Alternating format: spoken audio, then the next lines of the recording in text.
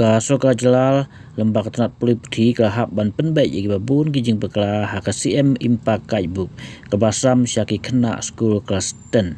Kini kijing penbaik kalong naduk subjek jingken English kasi ki jubab lengkot ki jubab balengkot ki jubab jerong. Kajing penbaik bat bekala spelling kadairu haka subjek science, social science, health education haka balaweng no i katuk ni kijing kli bat jubab ru.